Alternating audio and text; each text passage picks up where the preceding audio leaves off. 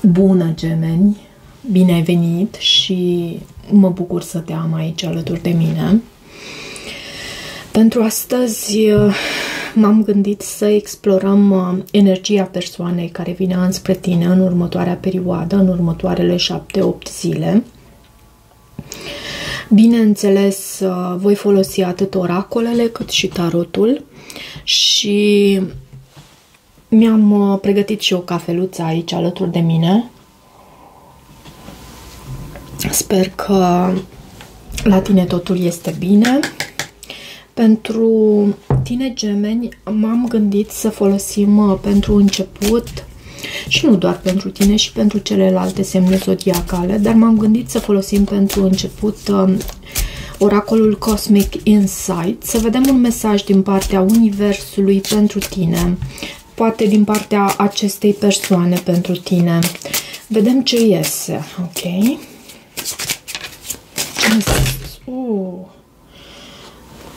Poate că este o distanță între tine și această persoană. Aceste carduri au ieșit pe masă, însă nu s-au întors. Nu s-au întors și am să le pun înapoi în pachet.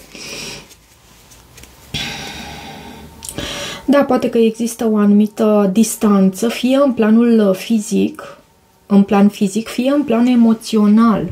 O distanțare pe planul acesta emoțional.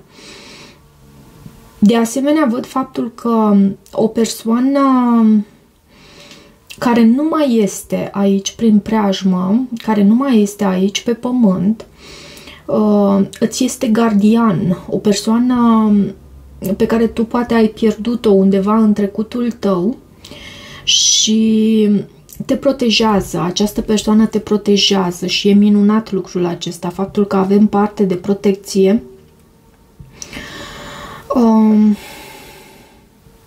Și intimitate mai văd aici, poate în ceea ce privește un semn de pământ, un taur, o fecioară sau un capricorn, avem și semnele de pământ reprezentate, dar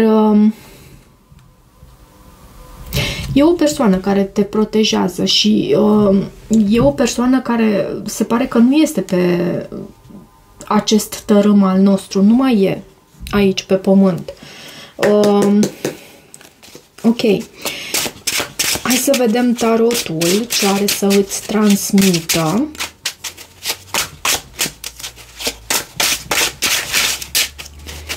Pentru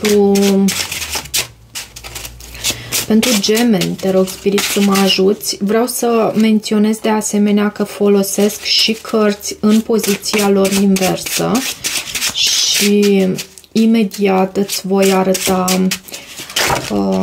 și care sunt acestea. Avem 7 de cupe, a venit în poziția sa normală și eremitul la baza pachetului în poziția sa întoarsă. 7 de cupe, bineînțeles, este o carte a opțiunilor, dar și o carte a confuziei, împreună cu acel eremit în poziția sa întoarsă. Poate să vorbească despre izolare, tristețe, frică, faptul că cineva ar putea fi antisocial și poate fi persoana ta, nu este neapărat să fie vorba despre tine. Ok, hai să vedem aici. Avem asul de cupe, a venit întors. Asul de cupe întors poate să anunțe o pierdere, asul de bâte și cavalerul de bâte. O pierdere în planul acesta emoțional și amintește-ți că tu ai primit acest card care poate să anunțe o distanțare în planul emoțional între tine și persoana dragă. Văd acest cavaler de bâte, o persoană care este atrasă de tine, da, există această chimie între voi cu acest as de bâte și acest cavaler, dar există și un blocaj. Există și un blocaj, e cert acest lucru. 9 de spade este în sentimentele sale, 2 de monede, în gândurile sale, 6 de cupe întors, în intenții, regele de bâte este în felul în care se arată această persoană, ce simți tu. Avem asul de monede. Provocarea aici, foarte curios, vezi tu că a ieșit această pereche, regina de bâte și regele de bâte pe masă, doar că regina este în provocare, în blocaj. Cartea Moartea este în poziția sa inversă și este în viitorul vostru împreună, în următoarea perioadă. 2 de cupe este în sfatul pentru tine. În planul financiar vreau să văd o carte pentru tine. 3 de cupe întors. Și am uitat, cred că, să menționez de asemenea că avem acest 2 de cupe întors în sfatul pentru tine. Iar în planul spiritual, ce se întâmplă cu tine în această perioadă, avem cavalerul de cupe. Frumos. E o carte frumoasă acest cavaler. E ceva legat de o ofertă de dragoste, iarăși. Hai să vedem. 9 de spade este în sentimentele acestei persoane și 9 de spade anunță stres, anunță nopți nedormite, anunță lipsa aceasta de vitalitate, de a merge mai departe. Parcă fie această persoană a făcut ceva anume și a dus la acest 9 de spade, la această energie în sentimentele sale. Roata norocului și regina de cupe. Roata norocului vine cu ciclurile acestea lumești prin care noi toți trecem. Mai vine cu noroc, da, dar eu cred că aici este vorba despre o schimbare. În sentimentele sale, această persoană încearcă să iasă din această stare și lucrul acesta e bun, din această stare a 9-ului de spade. Și asta pentru că există sentimente aici, avem regina de cupe și 10 de bâte, vrea să meargă înainte, vrea să ierte sau să fie iertată această persoană. Totuși, regina de bâte în provocare. Regina de bâte este o persoană care atrage tot ceea ce își dorește. Când își pune... avem 2 de bâte. Poate fi o energie karmică această regină de bâte în această poziție. Poate mai este cineva în preajma acestei persoane. Poate chiar un semn de foc, un leu, un berbec, un săgetător. Sau pentru tine poate fi o altă persoană în preajma ta. Acum, în felul în care se arată această persoană, avem regele de bâte. Regele de bâte este extrem de dinamic, extrem de pasional, extrem de plin de viață, de energie. Bâtele reprezintă energia, reprezintă motivația, dinamismul, spiritul. Poate ai de a face cu un semn de foc, un leu, un berbec săgetător, sau astfel se arată această persoană. Eremitul. Dar văd și pe cineva care pleacă. Eremitul poate vorbi despre o fecioară, mai poate vorbi despre cineva care se retrage. Văd și 8 de cupe la baza pachetului. Cineva pleacă, cineva se retrage, cineva vede lucrurile exact așa cum sunt, pentru că ne amintim, eremitul are și lampa cu lumina, steaua din lampa sa, care anunță că această persoană pune lumina asupra acestui rege de bâte sau pur și simplu se retrage pentru a găsi soluția potrivită. De ce 2 de monede? De ce acest 2 de monede? În gândurile sale, 2-ul de monede și asul de cupe. Această persoană se simte și blocată, e și o așteptare aici, pentru că am văzut acest spânzurat, l-am mai văzut odată la baza pachetului pentru tine. Și avem și justiția. Asul de cupe de multe ori mă duce cu gândul la tristețe, la lacrimi. Uneori poate fi vorba și despre așa ceva. Mă uit la cele 5 firicele de apă care se revarsă de aici, din această cupă. Pot să vorbească chiar despre lacrimi. Doiul de monede arată faptul că această persoană poate nu arată lucrul acesta, dar e ceva ce o stresează, ce o solicită pe această persoană. E ceva ce încearcă să echilibreze, să găsească un echilibru aici. E capabilă această persoană, dar e și ceva solicitant pentru dânsa. Asul de monede. Asul de monede este în sentimentele tale și, bineînțeles, asul de monede anunță un nou început cu stabilitate.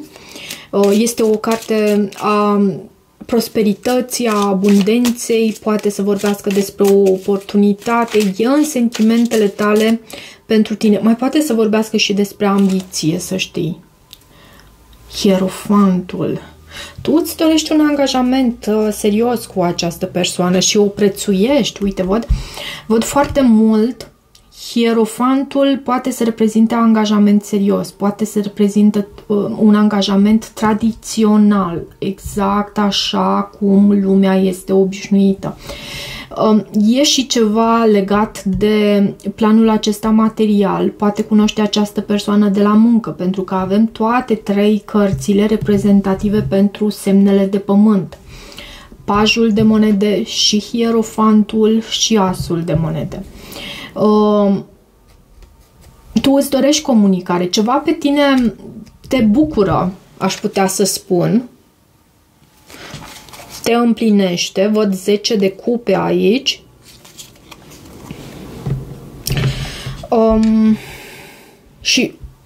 Dar e ciudat felul în care se arată energiile acestei persoane. Fie această persoană trece prin ceva în viața personală, pentru că la tine totul e roz, totul e bine. E cu stabilitate, e cu angajament, prețuire față de această persoană. Acum, 6 de cupe este și o carte, fiind în poziția aceasta inversă, poate să fie o carte a iertării, poate că despre asta este vorba. Mai poate să vorbească și despre faptul că această persoană poate fi blocată în amintiri din trecut. Este și o carte a independenței uneori. Doiul de spade. Nu prea îmi place. În intențiile sale, această persoană vrea să plece, să se distanțeze, să blocheze ceva anume. Poate are de luat o anumită decizie foarte... Dar nu, am sentimentul că această persoană e blocată cu ceva anume. În trecut, e blocată în trecut. Acum, cartea moartea o avem aici în viitorul apropiat. Cu toate că avem aceste energii din partea acestei persoane, cartea moartea este întoarsă. În poziția sa normală, bineînțeles, vorbește despre o încheiere, despre schimbare. Dar e ceva aici, poate din partea acestei persoane chiar, care parcă se evită această schimbare. De ce moartea în poziția sa inversă? Și cartea moartea în poziția sa inversă poate să vorbească despre faptul că nu există acel sentiment de closure, de încheiere între voi. Încă mai e ceva care se prelinge, o energie care vă cheamă înspre această conexiune. O încheiere întârziată, hai să-i spun așa.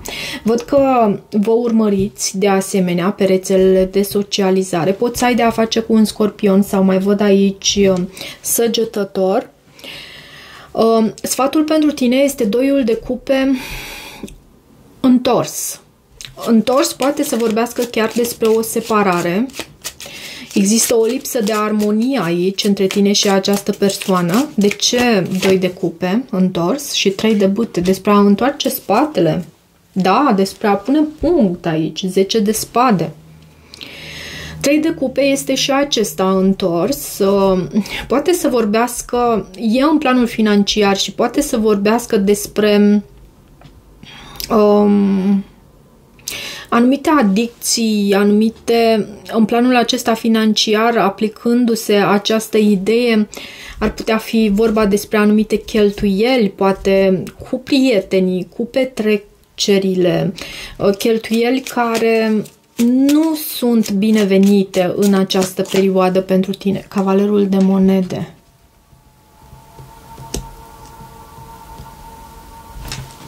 Și 9 de cupe. 3 de cupe în planul financiar. Cineva care se simte lăsat pe din afară, dar totuși e în planul financiar și dacă încep săptămâna cu o anumită destabilizare, poate cu anumite cheltuieli, poate cu o anumită, îmi venea să spun, ceartă cu cei apropiați, cu acest 3 de cupe întors. Văd că te îndrepți spre... Și poate că, de asemenea, acest 3 de cupe întors este și un sfat pentru tine, pentru a lua lucrurile pragmatic și a te folosi de energia aceasta a cavalerului de monede pentru a te îndrepta spre o dorință împlinită, spre ceva cu împlinire. Nu este momentul pentru petreceri, pentru ieșit în oraș, aș putea să spun, în planul acesta financiar. Cavalerul de cupe este în planul spiritual pentru tine. Cavalerul de cupe e un cavaler care poate să vină cu o ofertă de dragoste, poate ai de a face cu un semn de apă, anunță comunicare, anunță deschidere, anunță romantism. În planul acesta spiritual, tu văd că ești foarte... ai o energie din aceasta cavalerească și foarte plăcută față de cei din jurul tău. Deci acest cavaler de cupe, regele de cupe, poate ai de a face cu un semn de apă, în mod specific scorpion, rac sau pești. Văd și vărsător aici și cu această carte steaua. Pentru tine, în planul acesta spiritual, dacă ai de a face cu un semn de apă, ți se indică apropiere de această persoană. Hai să văd acum și un mesaj din partea numerelor angelice, pentru că am folosit și pentru celelalte 2 semne zodiacale, pentru Berbec și Taur, și mi s-a părut interesant felul în care s-au arătat aceste numere. Ce număr angelic avem pentru Gemeni? Un număr angelic pentru Gemeni. 1001. Acest card vorbește despre trezire spirituală, despre noi începuturi, despre dezvoltare personală, despre a prioritiza creativitatea și despre faptul că tu te îndrepți în direcția cea bună. Există o nouă fază pentru tine în ceea ce privește spiritualitatea sau religia, dacă faci parte dintr-o anumită religie. Bineînțeles, suntem aici în România și suntem creștini ortodoxi. Treci printr-o trezire spirituală care poate să se simtă chiar ca acea noapte a sufletului. Poate și această persoană să treacă prin așa ceva. Tu cred că ești cu un pas înaintea ei. Ești pe drumul acesta spre iluminare Și chiar dacă îți este greu, chiar și acest lucru va trece, să știi. Mai văd la baza pachetului și 1221, care vorbește despre a prelua inițiativa, despre a schimba ceva anume, despre a trăi cu optimism și în bucurie, despre a comunica. Mesaje sunt anunțate aici, noutăți și o vibrație înaltă. Da, poate că ai văzut destul de des aceste cifre, poate că